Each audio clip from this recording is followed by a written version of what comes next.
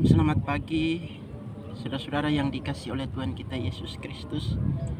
Di pagi hari ini kita bersyukur bahwa anugerah Tuhan sungguh luar biasa dalam hidup kita, sehingga pagi hari ini kita masih bernafas, kita masih menikmati udara yang segar. Itu karena anugerah Tuhan. Oleh karena itu pada pagi hari ini kita akan belajar dari bagian firman Tuhan di dalam Injil Yohanes pasal 15 ayat 1 sampai ayat yang ke-8, yang berbunyi demikian. Pokok anggur yang benar. Akulah pokok anggur yang benar, dan Bapakkulah pengusahanya. Setiap ranting padaku yang tidak berbuah dipotongnya, dan setiap ranting yang berbuah dibersihkannya, supaya ia lebih banyak berbuah. Kamu memang sudah bersih karena firman yang telah kukatakan kepadamu. Tinggallah di dalam aku, dan aku di dalam kamu. Sama seperti ranting tidak dapat berbuah dari dirinya sendiri kalau ia tidak tinggal pada pokok anggur. Demikian juga kamu tidak berbuah jikalau kamu tidak tinggal di dalam aku. Akulah pokok anggur, dan kamulah ranting-rantingnya. Barang siapa tinggal di dalam aku, dan aku di dalam dia, ia berbuah banyak, sebab di luar aku kamu tidak dapat berbuah apa-apa. Barang siapa tidak tinggal di dalam aku, ia dibuang keluar seperti ranting dan menjadi kering, kemudian dikumpulkan orang dan dicampakkan ke dalam api, lalu dibakar. Jikalau kamu tidak tinggal di dalam aku, dan firmanku tinggal di dalam kamu, mintalah apa saja yang kamu kehendaki, dan kamu akan menerimanya. Dalam hal inilah Bapakku dipermuliakan, yaitu jikalau kamu berbuah banyak, dan dengan demikian kamu adalah murid-murid. Saudara-saudara yang dikasihi oleh Tuhan kita Yesus Kristus, firman Tuhan pada pagi hari ini berbicara tentang pokok anggur yang benar. Saya memberi tema pada pagi hari ini adalah tetaplah di dalam Kristus. Saudara-saudara yang dikasihi oleh Tuhan kita Yesus Kristus, melalui perumpamaan tentang pokok anggur yang benar, ini kita diingatkan bahwa kunci untuk berbuah adalah ranting harus tetap melekat pada pokok anggur. Sebab apa? Sebab ranting tidak dapat berbuah dari dirinya sendiri kalau ia tidak tinggal pada pokok anggur. Demikian juga kamu tidak berbuah jikalau kamu tidak tinggal di dalam aku. Ayat yang keempat bagian B. Ya, kita melihat bagian firman Tuhan itu adalah Kristus adalah pokok anggur itu. Oleh karena itu orang-orang yang percaya harus tetap hidup di dalam Kristus jika ia mau mengalami hidup berkenan setiap hari. Nanti kita melihat di firman Tuhan nasihat Rasul Paulus kepada jemaat di Efesus, katanya, hendaklah hidupmu tetap di dalam buah. Efesus pasal 2 ayat yang ke-6 B.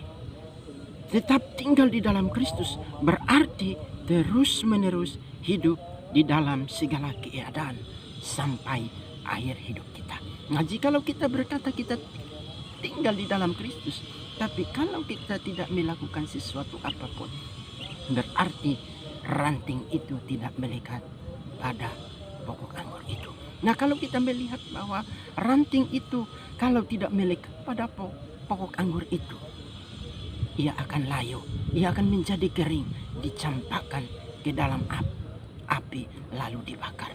Begitupun juga dengan kehidupan. Jikalau kita tidak tinggal di dalam Kristus, maka kita tidak akan berbuat apa-apa. Kita tidak akan berbuah. Karena apa? Kita tidak melekat pada pokok anggur itu. Oleh karena itu firman Tuhan berkata, Alkitab menyatakan bahwa ada berkat-berkat yang Tuhan sediakan bagi orang-orang yang tinggal di dalam Dia. Nah, kira-kira berkat-berkat apa yang kita alami ketika kita tinggal di dalam Tuhan? Yang pertama adalah apa? Kita dibebaskan dari hukuman. Ada tertulis dalam firman Tuhan berkata, Roma pasal 8 ayat 1 dan ayat yang kedua, demikianlah sekarang tidak ada penghukuman bagi mereka yang ada di dalam Kristus Yesus. Roh yang memberi hidup telah memerdekakan kamu. Kristus dalam Kristus dari hukum dosa dan hukum maut. Ketika kita sebagai anak-anak yang percaya, ketika kita hidup di dalam Kristus Yesus, tidak ada lagi penghukuman bagi kita. Firman Tuhan berkata bahwa apa? Roh yang memberi hidup telah memerdekakan kita dari dosa.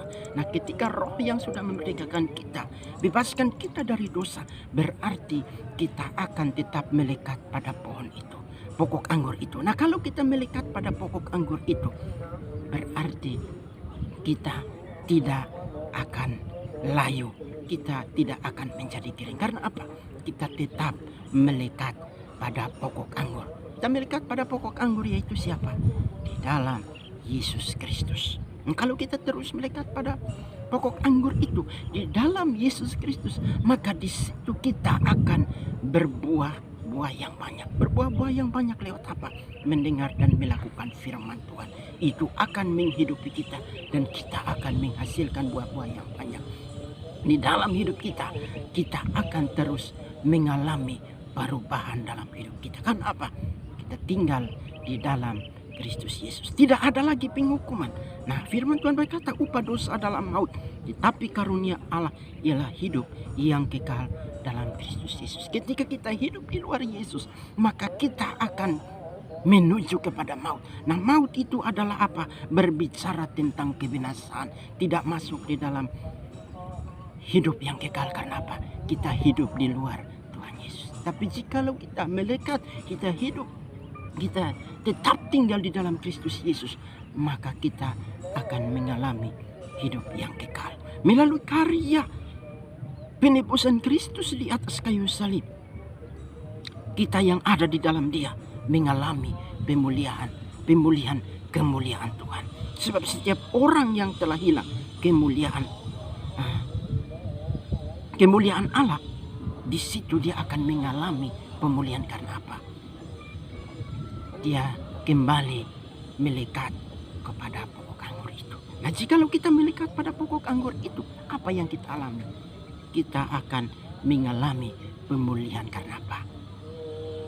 Kita tetap melekat pada pokok anggur. Diibaratkan seperti apa? Kalau ranting itu tidak melekat pada pokok anggur itu, ia akan kering, layu, daunnya akan gugur dan menjadi kayu kering. Karena apa? Dia tidak mendapat makanan dari pokok anggur itu, sehingga rantingnya itu kering. Tapi jikalau ia melekat, dia akan meresap makanan dari pokok anggur itu, dan dia akan menghasilkan bunga dan menghasilkan buah yang banyak. Oleh karena itu firman Tuhan, berkat yang kita alami yang pertama adalah apa? Kita dibebaskan dari penghukuman jikalau kita tetap tinggal di dalam Kristus Yesus Tuhan kita. Berkat yang kedua adalah apa? Kita diperkenankan untuk meminta apa sih? Firman Tuhan bilang ketika kita tinggal di dalam Dia, apa saja yang kita minta di dalam nama Yesus, Tuhan akan memberikan itu. Tuhan Yesus berkata, jikalau kamu tinggal di dalam aku dan firman-Ku tinggal di dalam kamu, mintalah apa saja yang kamu kehendaki dan kamu akan menerimanya. Yohanes pasal 15 ayat yang ke-7. Firman Tuhan berkata, kalau kita diperkenan, kalau kita hidup tetap tinggal di dalam Yesus, berkat yang kedua adalah apa? Kita diperkenankan untuk meminta apa saja. Tuhan pasti akan memberikan itu. Asal apa? Terus melekat pada pokok anggur itu. Saudara-saudara yang dikasih oleh Tuhan kita Yesus Kristus, jikalau kita tinggal di dalam Yesus, apa saja yang kita minta, masalah, persoalan, kebutuhan, ekonomi, apapun yang kita minta di dalam nama Yesus, Tuhan akan menyelesaikan semua. Asalkan apa? Asalkan kita datang melekat pada pohon, kita tetap tinggal di dalam pokok anggur, yaitu Yesus Tuhan kita. Apapun yang kita minta dan doakan, asal sesuai dengan kehendak Tuhan dan di dalam namanya, akan diberikan Bapa kepada anaknya.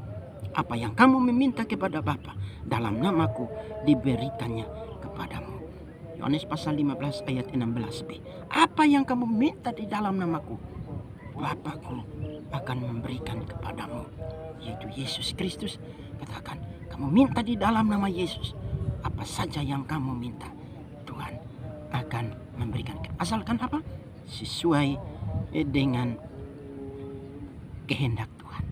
Kalau sesuai dengan kehendak Tuhan, maka apapun yang kamu minta akan diberikan kepadamu.